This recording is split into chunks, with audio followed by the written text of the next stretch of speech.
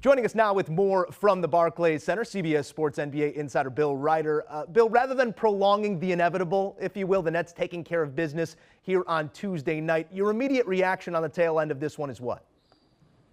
Yeah, Joe, I had a couple. The first was just how overwhelmingly talented Kevin Durant, Kyrie Irving, and James Harden are when you see them for the first time in person. We know the story, but to see them do their thing here at Barclays Center was pretty amazing.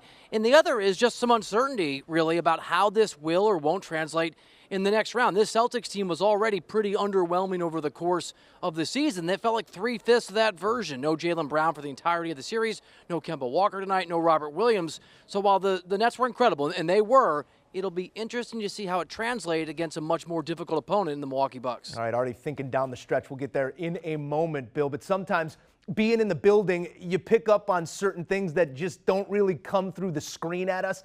Seeing this Nets team up close and personal for the first time this season, what stood out to you about the domination of that big three? Yeah, I think that you could see in person the biggest question mark outside of health for the Nets in terms of whether they're going to live up to all the expectations of that talent. And that is how much these guys, at least right now, genuinely like each other. I mean, you get the whole scope of the game. You know this. You've been to these events. And to watch Kyrie and Harden and Durant interacting with each other, rooting for each other on the bench, and just the way they played together, it's remarkable the rhythm and the chemistry they have for a group of guys that have played, a handful of games together. They're not just great together, and you know that can happen until the going gets tough and then you get tested. They actually like each other. It feels like it's a natural coming together of these three guys, and I was struck by that in a real way, seeing them in person here in Brooklyn. Well, everybody's having fun when points are being scored. 104 combined, tying an NBA playoff record on Sunday. They follow it up with 83 2 days later as a trio.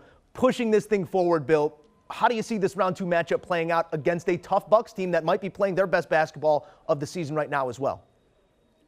Yeah, I think the Bucks have earned the respect that they deserved all year by just dominating the Miami Heat.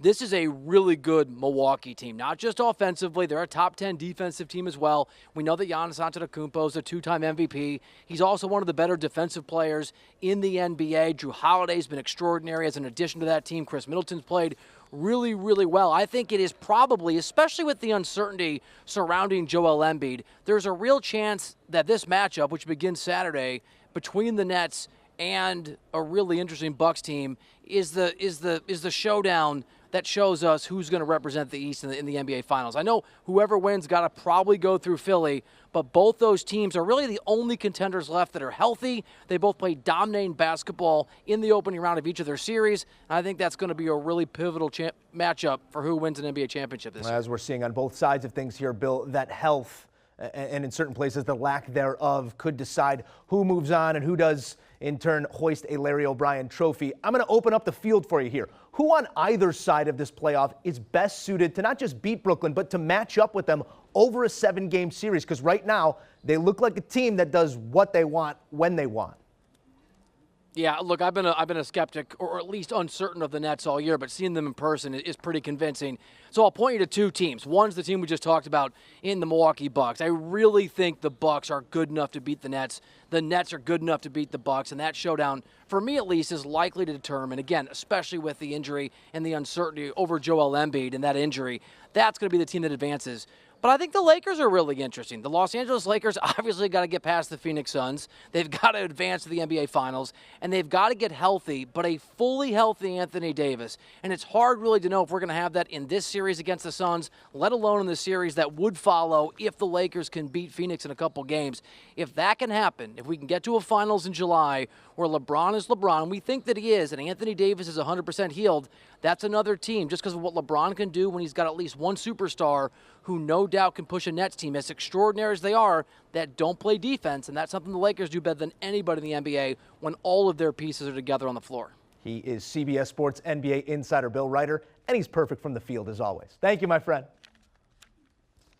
Want a sports network that delivers everything that matters about the game? The highlights, the picks, the instant analysis. No yelling, no fake debates, no politics. Hit the subscribe button and never miss a moment.